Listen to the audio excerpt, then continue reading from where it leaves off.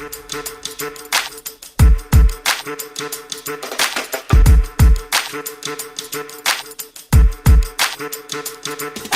everybody, welcome to the Trickle Up. I'm Leandra.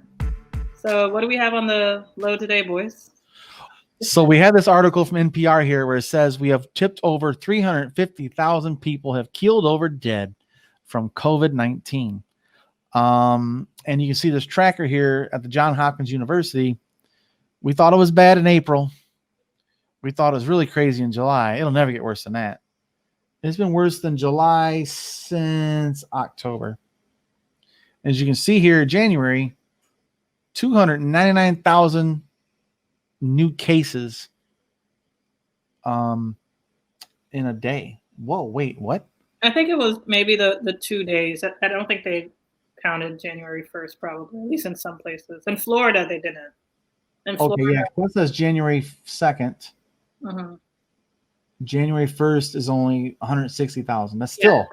Yeah, because I know in Florida, they counted for January, I think like December 31st and January 1st. They combined it when they released it. So it was like 30,000 cases, which is still a lot.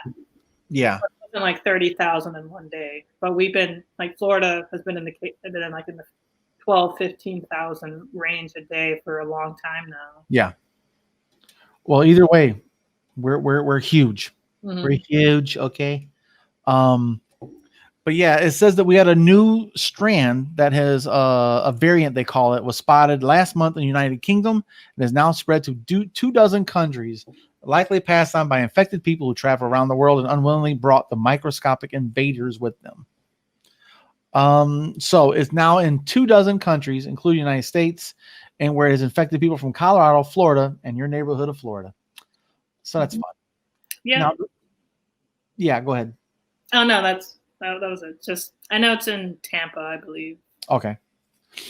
Well, and so here's Biden. You know, healthcare workers are bracing for a particularly deadly January. That's not fun to hear.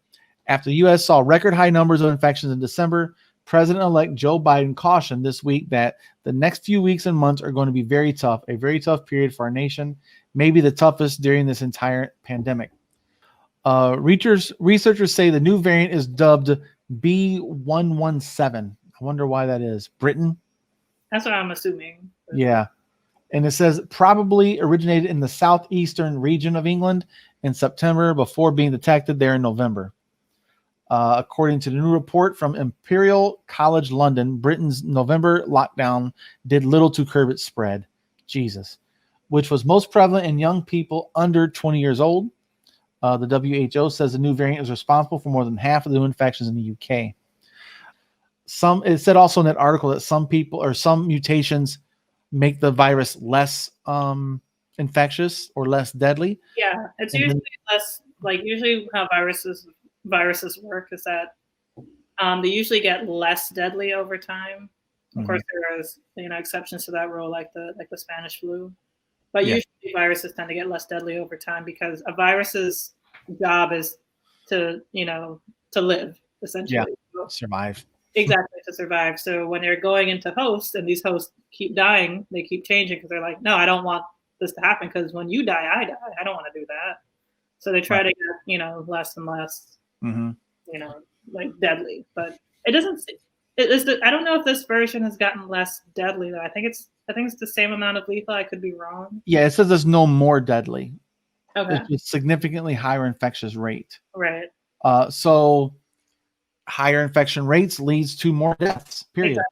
Yeah. So if it's still 1%, that's still 1%. Yeah, just faster, which is scary. Yeah. And our healthcare systems are already overwhelmed in some places. Like where I work at with our healthcare system, we have, I don't know, I'd guess say 50 beds that are COVID patients, and about 45 of them are full. We have an ICU that's full. They built a second ICU. People are refusing to go to skilled nursing facilities. They don't want to get stuck there with no visitors, so they're going home, which increased the risk of it spreading because they have people coming in on their houses. I have to go in and see them, and that increased the risk of me spreading it as well. I'm trying my best not to. I haven't gotten it yet, luckily, knock on wood, I hope. And luckily, I'm getting scheduled for the vaccine on Tuesday, the 5th, thankfully. Getting scheduled for the virus. I'm scheduled for the virus. I get that vaccine at 5 p.m. on Tuesday. I can't wait. Okay. And then the next day, the fireworks starts at the Capitol. We'll see how the parlor party goes. Yeah. This was the year we really needed a leader. Like the other years, it was fucking sad, stressful, and it's like I don't know if people are just gonna be racist. Yeah, forever. Yeah, but this was like, okay, you guys had your little racist fun time now, but we really need a leader. Yeah, racist recess is over. Sorry. Exactly, racist recess is over. All right. Well, thanks for joining us, guys. And just make sure you give us a like. If you give us a thumbs up, you like this content. If you don't like it, give us a thumbs down. Tell us why in the comment section. And always subscribe, follow, share. The whole shebang bang.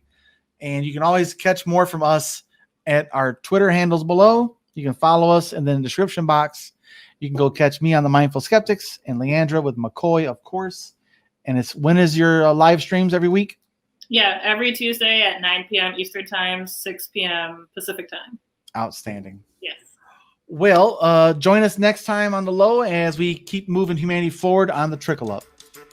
Yang gang. There it is.